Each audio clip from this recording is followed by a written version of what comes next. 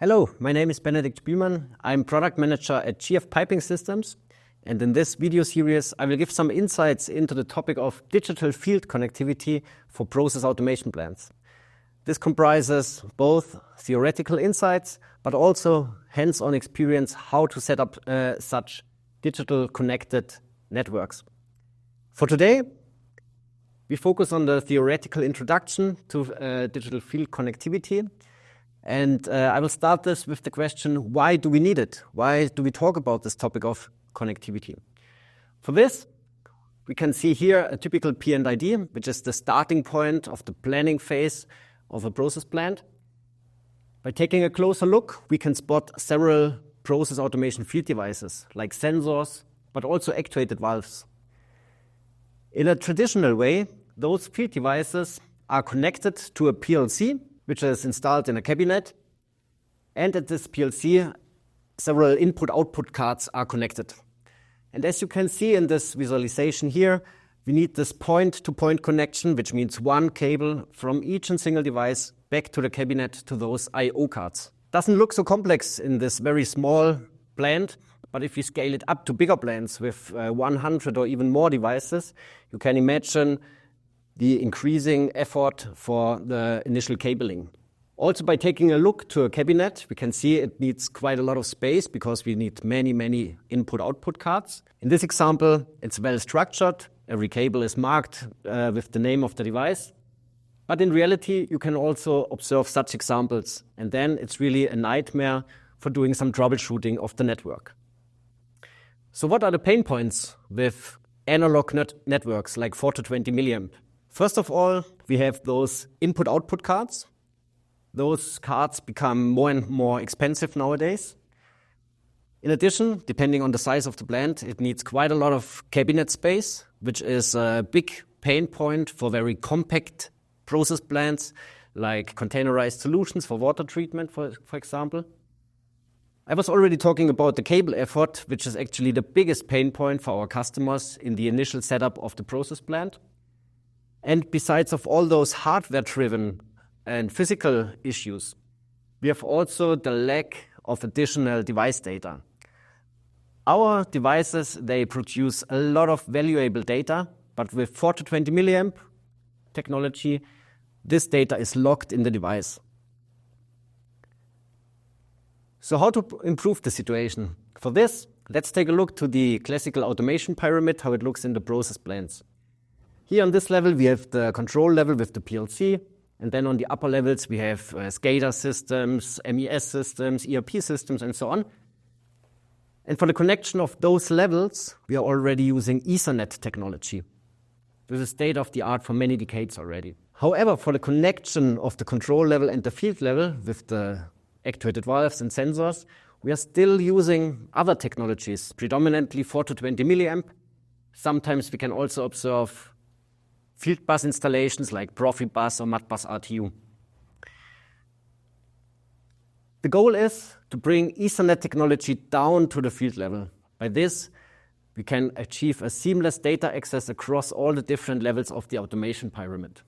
Industrial Ethernet, it's a well-established technology already in the factory automation, and it comes more and more also to the process automation world, so to water treatment plants, for example.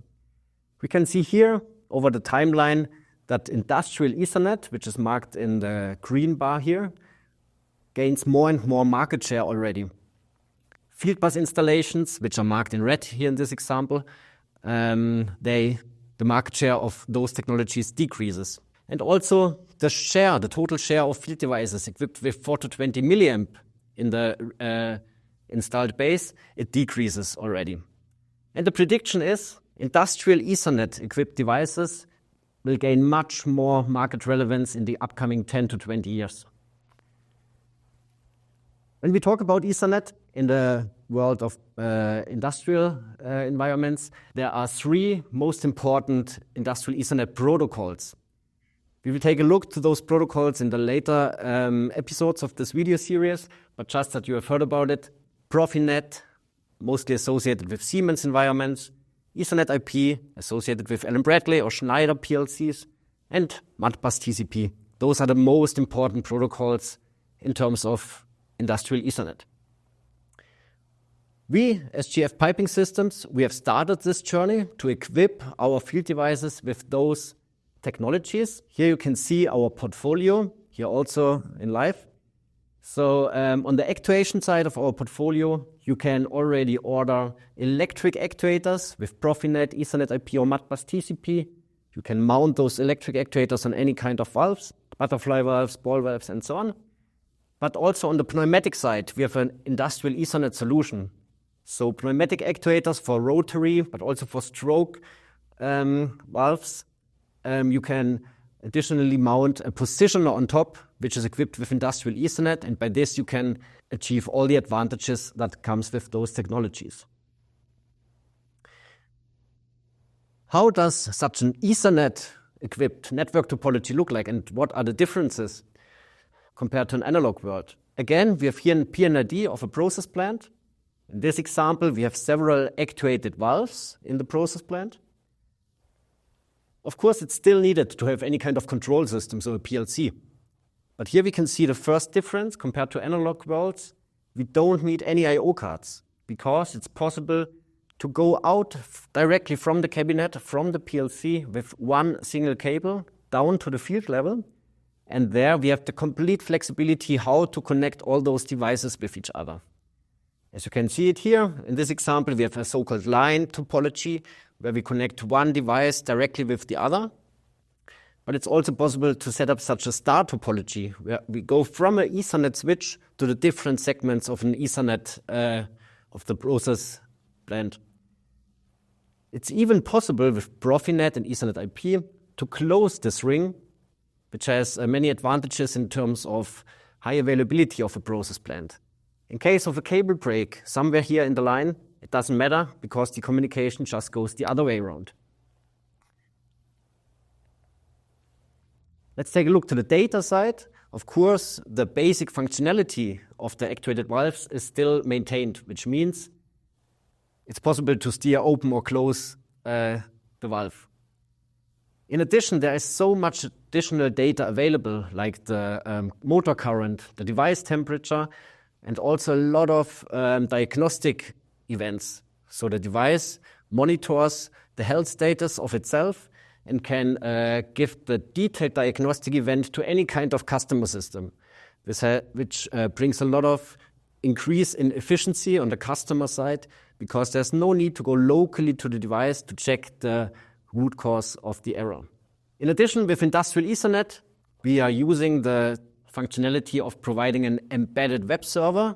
It's embedded in the device, and it can be accessed from anywhere in the network. And in this web server, you will have a lot of additional features which can increase your efficiency in daily operations.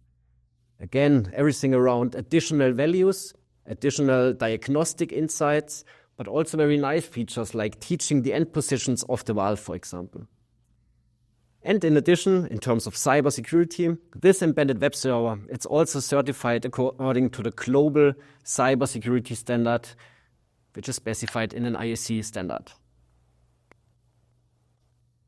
So to summarize the advantages of industrial Ethernet in the field level, you don't need any I/O cards to connect the field devices, which means your cabinets become smaller. You can significantly decrease the cable effort in the initial plant setup, which makes it also very easy in terms of troubleshooting the network. And in terms of Industry 4.0 or the industrial Internet of Things, you can access any kind of device data, which provides you additional possibilities in terms of predictive maintenance or optimizing maintenance personnel. That's for the introduction today into digital field connectivity. Stay tuned for the following episodes where we will go into more detail, also including hands-on experience, and we will take a closer look to the devices itself, how it works with the GF Piping Systems portfolio. Thank you.